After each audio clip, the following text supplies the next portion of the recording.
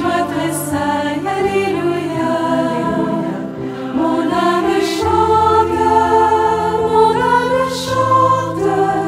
mon âme chante, alléluia, Jésus ma joie. Bonjour, bienvenue à ce message lumière de la famille Myriam.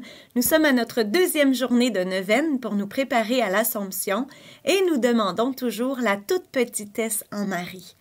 Comme on l'a vu hier, la toute petitesse, c'est un privilège de Marie qui fait qu'elle ne cherche que la volonté de Dieu. Alors, à travers cette toute petitesse, le Seigneur veut nous unir à lui. Il veut que nous fassions un avec lui en Marie. Alors, que se passe-t-il une fois que nous sommes entrés en Marie? Eh bien, il y a plusieurs demeures, dans le cœur, dans le sein de Marie, et c'est ce que nous allons voir aujourd'hui. Alors, tu sais que Marie, elle ressemble beaucoup à Jésus, le savais-tu? Par son immaculée conception, elle n'a voulu que ce que Jésus voulait, que ce que Dieu voulait, et elle a suivi Jésus jusqu'au bout. Elle aussi, son cœur a été transpercé. Elle aussi, elle a donné sa vie. Elle aussi a gardé la virginité. Elle aussi a vécu la pauvreté et l'obéissance jusqu'au bout à la volonté du Père. Alors, c'est ce qu'elle veut nous partager. Alors, s'il y a plusieurs demeures dans la maison du Père, il y a, comme Marie et Jésus ne font qu'un, il y a plusieurs demeures dans le cœur, dans le sein de Marie.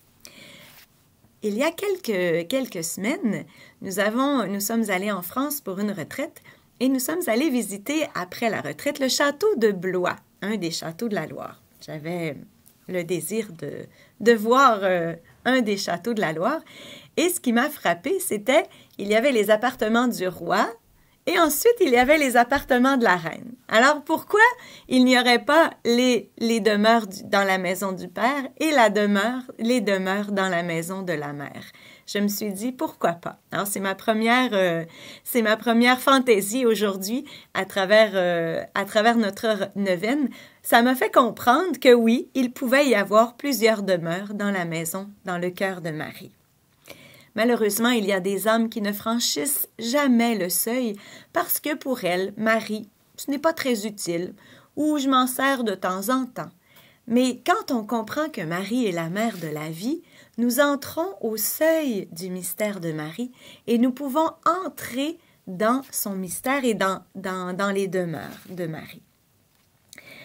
Alors, quand on a franchi le seuil, qu'est-ce que Marie fait? Eh bien, elle nous fait prendre la forme de Jésus. Nous sommes informés par sa propre vie.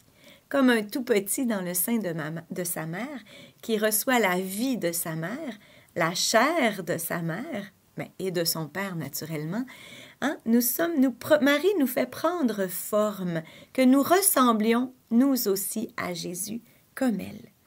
Et pour cela, elle nous place sous l'action immédiate de l'Esprit Saint qui peut nous donner ses dons, ses charismes, ses fruits, mais surtout les dons.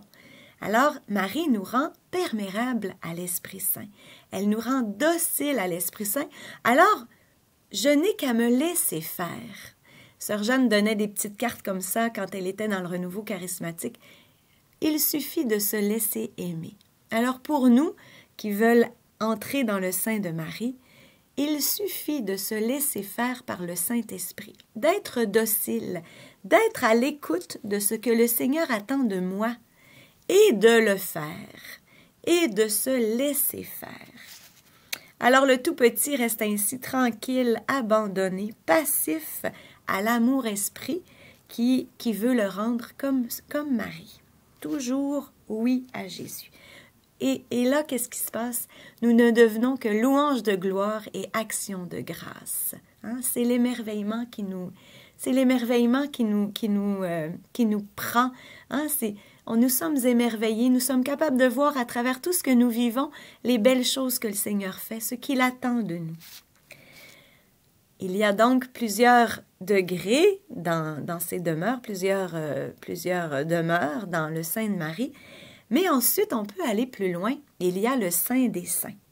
C'est une demeure plus profonde qui est le cœur transpercé de Marie. Et alors là, Marie nous fait partager deux choses. Premièrement, on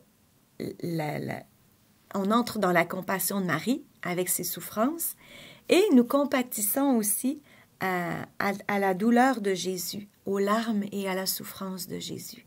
Nous ne faisons qu'un avec Jésus dans sa passion, je dirais, dans son mystère de souffrance. Naturellement, c'est une demeure bien spéciale et qui nous permet une grande fécondité. Et Marie, à travers ses tout-petits, peut continuer sa maternité universelle. Quelle que soit la grâce reçue, il y a d'innombrables demeures dans la maison de Marie, où on peut participer à sa compassion. Il faut passer le seuil en reconnaissant que Marie est la mère de la vie.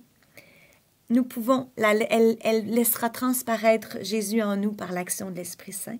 Nous pourrons entrer dans son cœur transpercé, participer à ses souffrances et à celles de Jésus, et avoir une fécondité très grande. C'est un beau défi. Je pense qu'on pourrait commencer par l'émerveillement aujourd'hui. L'émerveillement, l'action de grâce, et regarder Jésus sur la croix. Compatir, le regarder dans ses souffrances pour l'aimer et le laisser aimer en nous. Je te souhaite une belle journée. Au revoir et à demain.